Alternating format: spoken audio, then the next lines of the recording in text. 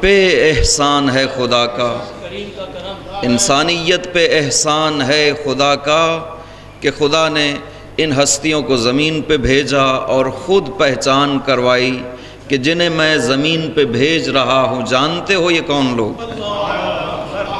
عام نہ سمجھ لینا، جبرائیل پوچھ رہے ہیں۔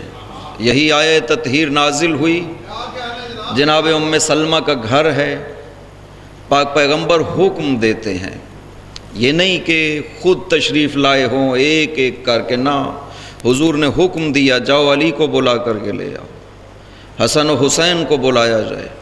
جب اکٹھے ہو جاتے ہیں حضور نے اپنی چادر اوپر لی، اس کے بعد ارشاد فرمایا اللہم ہؤلاء اہل بیتی، اللہم ہؤلاء اہل بیتی، اللہم ہؤلاء اہل بیتی، بار الہ یہ میری اہل بیت ہے۔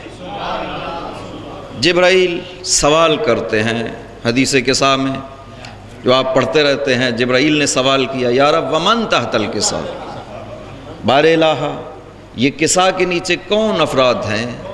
ہمارے لیے سوال نہیں کیا ہے، جو ہم زمین پہ موجود تھے ہم نہیں سن رہے ہیں، آسمان پہ فرشتے جمع ہیں، منظر کو دیکھ رہے ہیں، فرشتوں کو پہچان کروانے کے لیے سوال کر رہے ہیں۔ جبرائیل نے سوال ہمارے لیے نہیں کیا کہ ہم جان جائیں کون ہے، نہ، فرشتوں کو مقام بتلانے کے لیے جبرائیل خدا سے سوال کرتے ہیں بار الہ یہ کون ہے؟ خدا ارشاد فرماتا ہے ہم فاطمہ و ابوہا و بالہا و بنوہا۔ اللہم صلی علی محمد۔ خدا چاہتا تو حضور کے ذریعے سے پہچان کروا سکتا تھا، اس واسطے کہ حضور اول شخص عالم ہیں، اس کائنات میں اتنا کامل ترین وجود تصور کرنا ممکن نہیں ہے جتنا حضور کا ہے۔ جو مرتبہ اور رتبہ خداوند عظیم نے حضور کو عطا فرمایا ہے ایسا تصور کرنا ممکن نہیں ہے۔ بار الہ پھر ان عرشیوں میں قدسیوں میں پہچان کروانے کے لیے حضور کو مرکز نہیں بنانا چاہتا ہے، فاطمہ کو مرکز بنا کے کہتا ہے، اس واسطے ہمیں بتلانا چاہتا ہے کہ میرے نزدیک جسے مرکزیت حاصل ہے ان میں وہ فاطمہ کی ذات ہے۔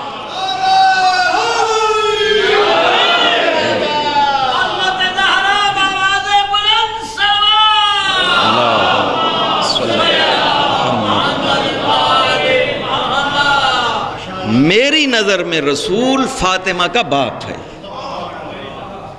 میری نظر میں علی فاطمہ کا شوہر ہے، اور میری نظر میں حسنین فاطمہ کی اولاد ہے۔ یہ تین رشتے فاطمہ کے ذریعے سے خدا پہچان کروانا چاہتا ہے۔ یہاں سے ایک اندازہ ہوتا ہے کہ آیت تطہیر میں اس ہستی کو جو مرکزیت حاصل ہے، خدا نے اس جو مرکزیت عطا کی ہے بی بی پاک کو، خدا کی نظر میں کتنا بڑا رتبہ ہے بی بی کا۔ آپ ابھی اشعار میں سن رہے تھے کہ پاک پیغمبر کھڑے ہو جایا کرتے تھے۔ بی بی عائشہ بیان کرتی ہے، روایت سندن صحیح ہے، برادران نے روایت کی ہے کہ اذا دخلت علیہ قام الیہا وقبل یدیہا واجلسہا مجلسہ، کہ جب بھی بی بی تشریف لاتی تھی حضور کھڑے ہو جاتے تھے، ہاتھوں کو چوما کرتے تھے اور اپنی جگہ پہ بٹھا دیا کرتے تھے، اور 3 دفعہ ارشاد فرماتے فداہا ابوہا، فاطمہ تجھ پہ تیرا باپ قربان۔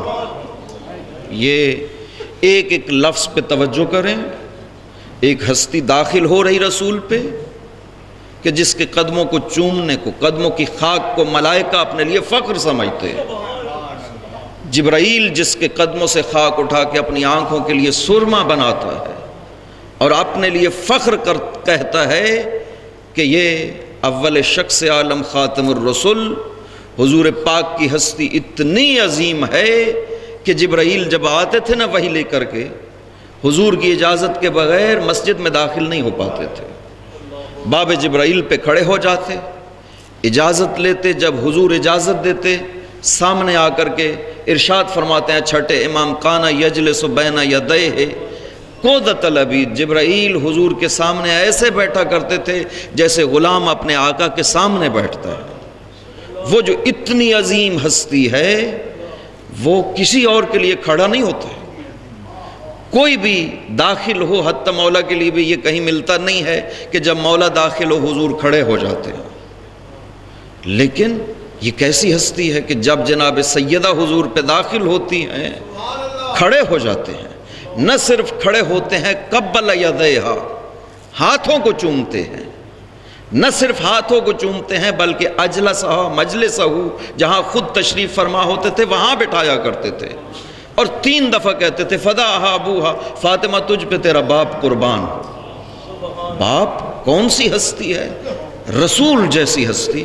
وہ کہے کہ میں اس پہ قربان ہوں، اس کا مطلب ہے کہ اتنی عظمت فاطمہ کی ہے کہ رسول جیسا فرد کہہ رہا ہے میں قربان ہوں۔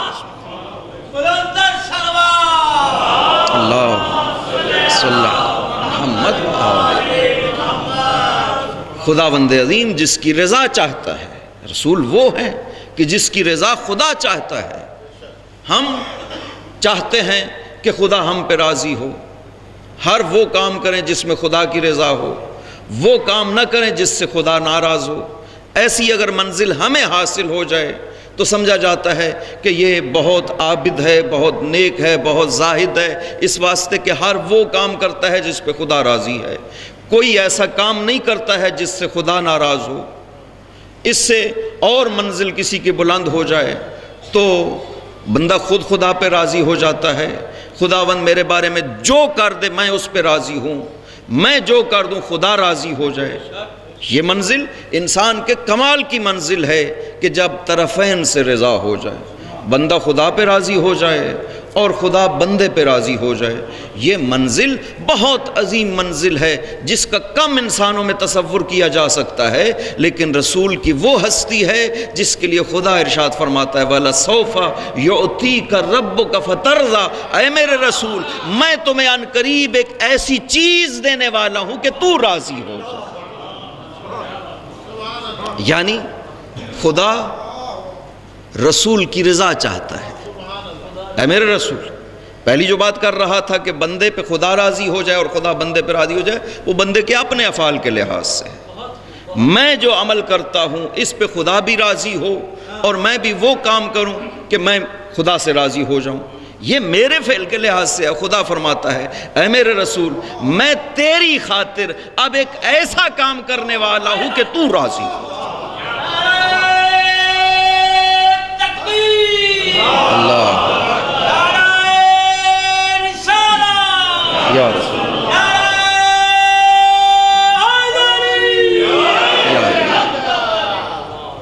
تو راضی ہو جائے۔ وَلَسَوْفَ يُعْتِيكَ رَبُّكَ فَتَرْضَىٰ، عن قریب میں تمہیں دینے والا ہوں ایک چیز اے میرے پیغمبر کہ تو راضی ہو جائے۔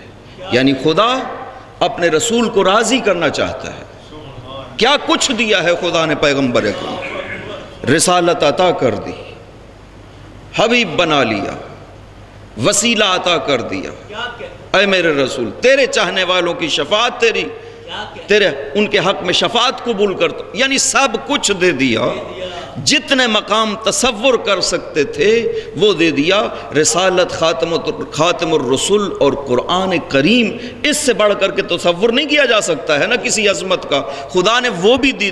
بہرحال اب کیا باقی ہے کہ تو کہہ رہا ہے ان قریب تجھے ایک ایسی چیز دوں گا کہ تو راضی ہو جائے۔ اٹھا کر کے دیکھیے قرآن کو، صرف ایک جگہ ملتا ہے انا اعطیناک الکوثر، اے رسول میں نے تجھے کوثر عطا کر دی۔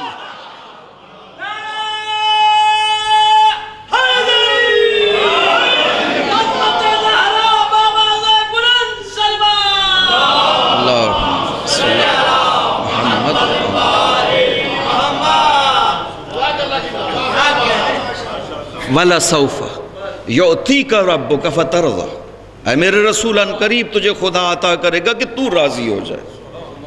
ارشاد فرمایا انا اعطیناک الکوثر، اے رسول ہم نے وہ کوثر عطا کر دی جو تیری رضا کو حاصل کر سکے۔ اور وہ کوثر کیا ہے کہ خدا جسے خیر کثیر کہہ رہا ہے، اپنے پیغمبر کے لیے، خاتم الرسول کے لیے جسے قرآن دیا، رسالت عطا کی، مقام دیا، تمام انبیاء سے افضل ترین مقام دیا، خدا کہتا ہے انا اعطیناک الکوثر، اے پیغمبر ہم نے تمہیں خیر کثیر عطا کر دی۔ کیا کہنے خیر کثیر، بیٹی کی صورت میں کیا کہنے۔ آپ دیکھیے عرب معاشرے کو دیکھیں، جس شخص کے گھر میں بیٹا نہیں ہوتا تھا لوگ سمجھتے تھے کہ اس کے مفاخر، اس کے فخر تمام کے تمام اس کی ذات تک تھے، اب ختم ہو جائیں گے۔ کیوں؟ اس واسطے کہ اس کی خاندان کا وارث کوئی نہیں بچا ہے۔ کتنا بڑا خاندان ہے بنی ہاشم، کیا کہنے، ابراہیم کے مفاخر کا وارث ہے، کیا ایک ایک بیٹا چلتا آ رہا ہے، وہ مفاخر منتقل ہوتے جا رہے ہیں، یہاں تک کہ سلسلہ پاک پیغمبر کی ذات تک پہنچتا ہے۔ اب ان مفاخر کا وارث کوئی بیٹا پیدا نہیں ہوتا ہے، خداوند عظیم ایک بیٹی عطا کر کے کہتا ہے کہ وہ جتنے فخر ان انبیاء کو دیے تھے ان کا کمال اگر دیکھنا ہو تو اس بیٹی کی شکل میں دیکھیں۔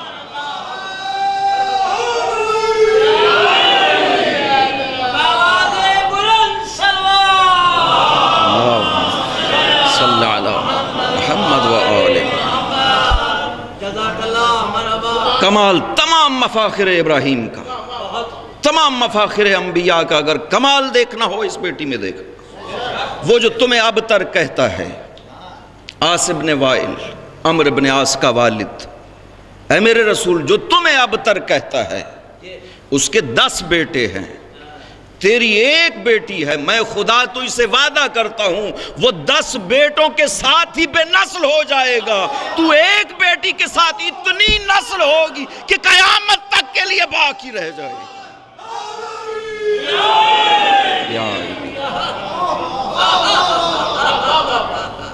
یہ خیر کثیر ہے میرے رسول۔